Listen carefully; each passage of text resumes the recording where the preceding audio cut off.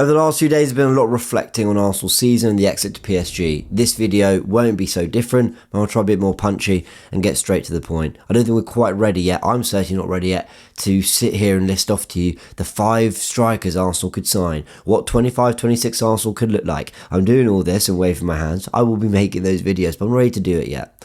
I'm still in post-mortem phase with this. I'm still looking at Arsenal's season with real disappointment.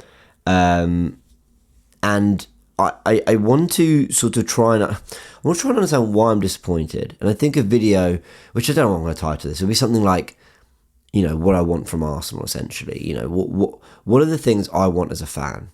It's very easy to say, well, we are supporters and you get behind and no matter what, you simply back the club.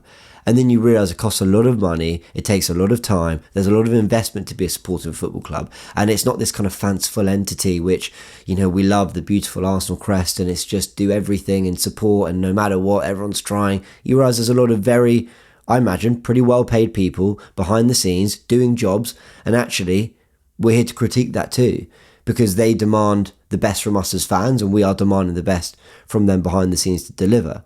In fact, my fewest complaints come for the players. I think they are trying every single time. But I'm looking at other areas of the club and I'm sat here going, what do I want as an Arsenal fan? I don't think we have a divine right, and this sentence has been said many times, we don't have a divine right to say, the Premier League title, the Champions League, give it to me. We deserve it. Because there are a lot of very ambitious, very expensively assembled squads and clubs that are all vying for those competitions. There's only one per year. So I can understand that.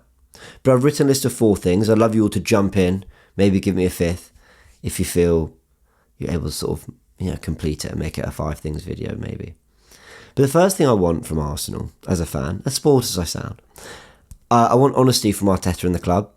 I think Arteta got the communication right in his earlier years spot on. I think the message he was sending to the higher ups, to the players and to the fans through one line, whether it be beating Liverpool 2-1 behind closed doors in 2020 and coming out and saying, we have still got levels to go. That sent a message.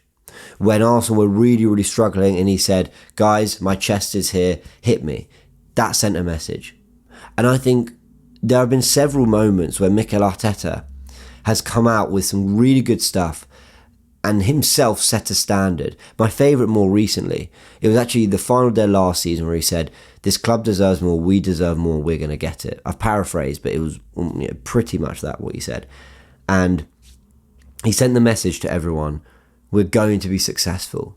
And he doesn't know that, but he's absolutely injecting that in. More recently, as I covered on the Goonerverse too, his quotes about winning trophies were much more shaky, let's say. I think he used the words, it depends. I think he talked about, how far we've come and no one would have expected us to do what we've done the last few years. I take issue with that. I take issue with him trying to tell us that we were better than PSG over 2 legs. I think you'll find very few fans that agree with that comment. I take issue with this sort of it's a very defensive stance of both him and his players to go, well, the PSG bench said we were better than them. We were the best team in the competition. Major issue with that. And when you take Arteta's quotes and you combine it with the lack of comment from the club when it comes to the ticketing issues that we've had recently, the lack of comment from the club when it comes to, the Edu saga, what went on there. And I appreciate they're not going to tell us everything. I imagine some of the details could be quite ugly. I don't know. I have no idea what's going on. But at the same time, we don't know anything. You'd expect there'd be some form of communication. Why has this Invincible, who has been a huge part of Arsenal's DNA, and especially been a huge part of the rebuild, why has he left? We don't quite know why. The lack of transparency and comment from the club on these things, and the way Arteta's communicating, it's not been good enough for me, and that is something I will always demand from Arsenal. Clarity and understanding of what's going on at the club, because we invest a lot into it. Second thing, ambition in the transfer market. I don't expect Arsenal to spend 300 million every summer, nor do I expect Arsenal to necessarily win if they do. We've just seen Inter Milan, who I think are going to win this whole competition, albeit PSG are brilliant. We've seen Inter Milan have a 37-year-old pull out a big moment out the bag. We've seen Henrik Mkhitaryan run around in midfield against Barcelona's brilliant technicians. We've seen Marcus Thuram arrive on a free transfer. We've seen players like Darmian and whoever it might be, in goal, Jan Sommer. We've seen players who were somewhat written off by other clubs, bigger clubs maybe, not bigger clubs, but other big clubs, pull together and lead their club to a Champions League final. The lesson from that is we don't have to buy superstars necessarily to be competitive, but I'm not asking Arsenal to just buy superstars. I'm not just asking Arsenal to spend loads of money. I'm asking them to be ambitious.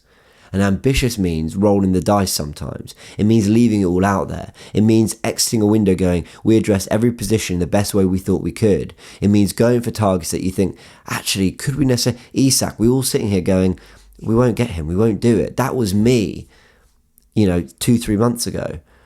But could you throw in a £120 million bid and see what they say? I saw they were linked to Sesko. Yeah, Newcastle were. Can you test that resolve? Be ambitious, Arsenal. That's all I ever ask.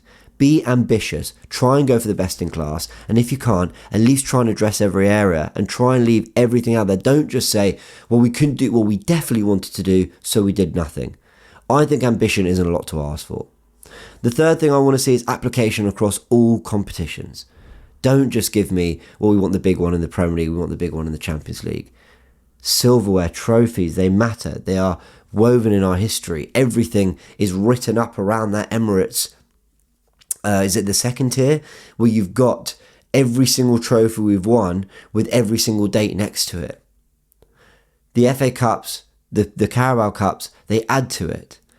No, for the money that is spent to a degree, although I still think lots of others have spent more money, for the direction this club's going in, a couple FA Cups, a couple Carabao Cups won't be realising the potential of this group. But my word, does it not give us some great days out? Does it not give us some moments in our history? These players are there to write history too. And I don't believe for 1 second that the application, whether it be in terms of team selection, whether it be in terms of effort on the pitch, whether it be in terms of the general noise around the club, I don't believe that energy and that application is matched across every single competition. And I was demanding this 2 years ago, and I was demanding it last year, and I'm now demanding it come this season. Well, this season we just had, and the season we're about to go into. You've got to give the same across every single competition. We need silverware, we need moments, we need memories.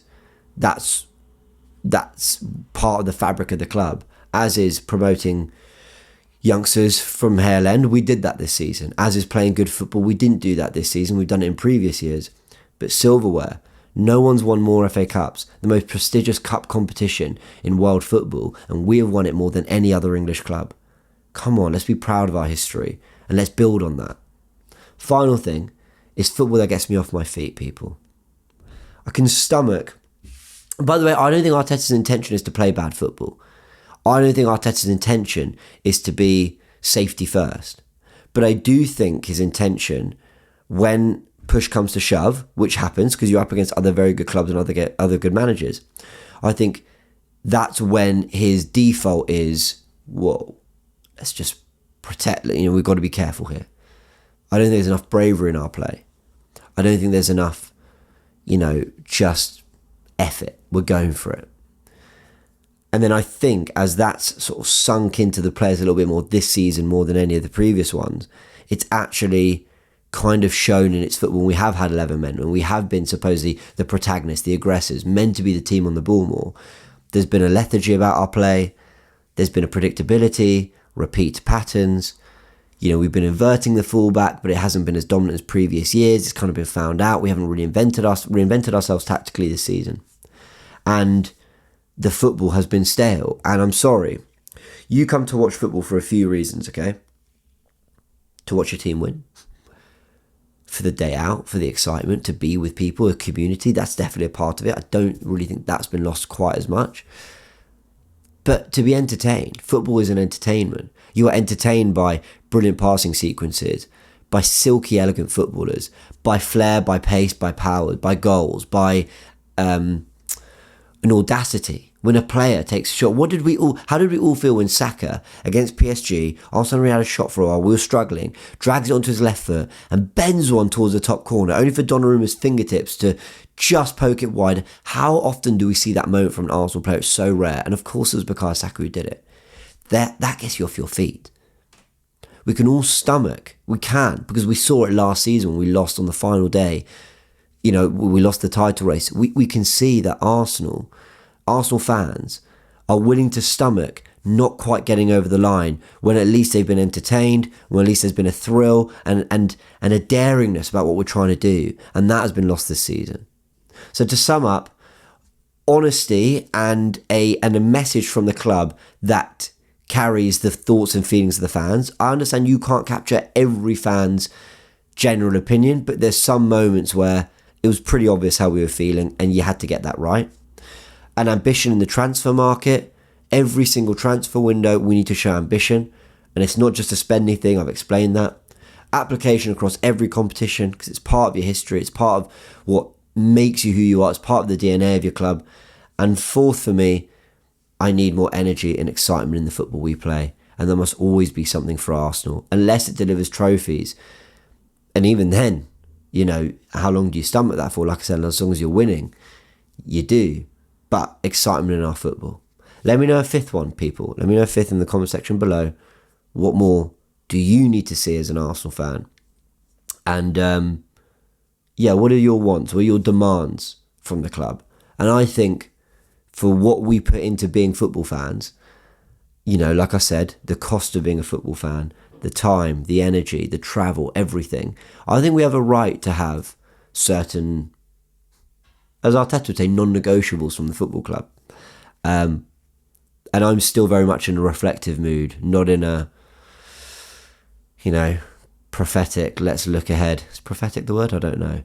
But let's look ahead. Let's see what this is about. Let's see what our future looks like. I'm not in that mood yet at all either.